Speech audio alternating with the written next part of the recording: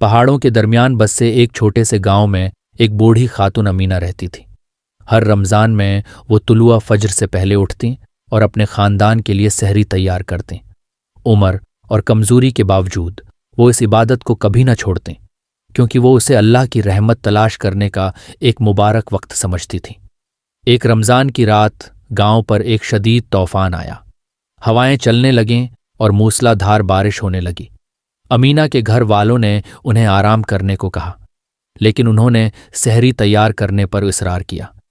یہ وہ وقت ہے جب اللہ سب سے نیچے آسمان پر نزول فرماتا ہے۔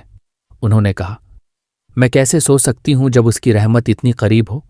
جب انہوں نے چراغ روشن کیا اور کھانا پکانا شروع کیا تو دروازے پر ایک ہلکی سی دستک سنائی دی۔ امینہ نے دروازہ کھولا تو ایک جوان مسافر نظر آیا جو بھیگا ہوا اور کانپ رہا تھا۔ اس نے کہا، میں طوفان میں راستہ بھول گیا ہوں، کیا آپ میری مدد کر سکتی ہیں؟ بغیر کسی ہچکچاہٹ کے امینہ نے اسے اندر بلایا، گرم کھانا اور خشک ہوا کپڑے پیش کیے۔ مسافر خاندان کے ساتھ سحری میں شامل ہوا۔ کھانے کے دوران اس نے اپنے سفر اور ہدایت کی تلاش کی کہانیاں سنائیں۔ امینہ غور سے سنتی رہیں اور قرآن و سنت کی حکمت بھری باتیں بتاتی رہیں۔ ان کی مہربانی سے متاثر ہو کر مسافر نے ان کا شکریہ ادا کیا اور فجر ہوتے ہی وعدہ کرتے ہوئے چلا گیا کہ وہ ضرور واپس آئے گا۔ سالوں بعد وہ مسافر ایک مشہور عالم بن کر گاؤں واپس آیا۔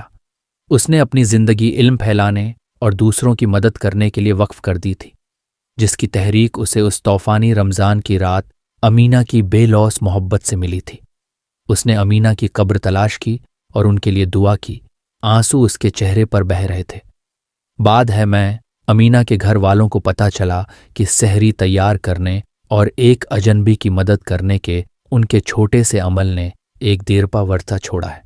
عالم اکثر ان کی کہانی سناتا لوگوں کو رمضان کی برکتوں اور چھوٹے مخلص اعمال کی طاقت کی یاد دلاتا، اور اس طرح امینہ کا چراغ نہ صرف ان کے گاؤں میں بلکہ ان سب کے دلوں میں روشن رہا جو ان کی کہانی سنتے تھے